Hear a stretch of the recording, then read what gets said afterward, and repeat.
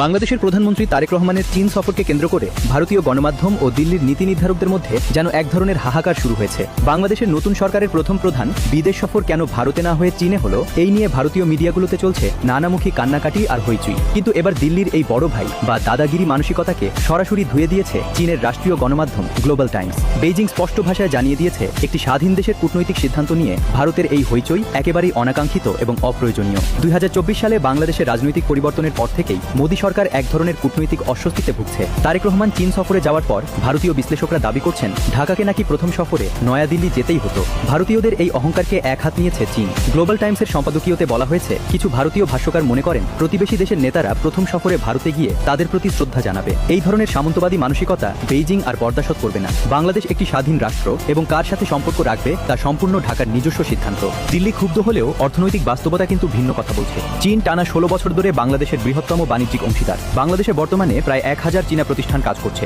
যা দেশের লাখ লাখ মানুষের কর্মসংস্থান তৈরি করেছে। শুধু তাই নয়, চীন বাংলাদেশকে শতভাগ শুল্কমুক্ত সুবিধা দিয়েছে, যা আমাদের কৃষি রপ্তানিকে এক বিশাল উচ্চতায় নিয়ে গেছে। দেশের বর্তমান অর্থনৈতিক চ্যালেঞ্জ মোকাবিলা, অবকাঠামো উন্নয়ন এবং বিদেশি বিনিয়োগ আকর্ষণের জন্য প্রধানমন্ত্রী তারেক রহমানের এই সফর অত্যন্ত সময় উপযোগী। এখানে ভারতের খোঁচাখুঁচি করার কোনো সুযোগ নেই। সবচেয়ে মজার বিষয় হলো, তিস্তা নদী প্রকল্প নিয়ে চীনের সাথে বাংলাদেশের সহযোগিতা ভাঙতে দিল্লি দীর্ঘদিন ধরে নানা চাল চালছে। ভারতীয় মিডিয়া একে নয়াদিল্লির জন্য সংবেদনশীল বলে প্রচার করছে, কিন্তু চীন স্পষ্ট করেছে তারা উন্মুক্ত আঞ্চলিকতাবাদে বিশ্বাসী। শুধু বাংলাদেশ নয়, চলতি মাসেই মিয়ানমার, পাকিস্তান, তাজিকিস্তান এবং ভিয়েতনামের রাষ্ট্রপ্রধানরা চীন সফর করেছেন। অর্থাৎ বেইজিংয়ের এই উন্নয়ন যাত্রায় পুরো এশিয়া শামিল হচ্ছে, আর ভারত নিজেদের সংকীর্ণ মানসিকতার কারণে দিন দিন একঘরে হয়ে পড়ছে।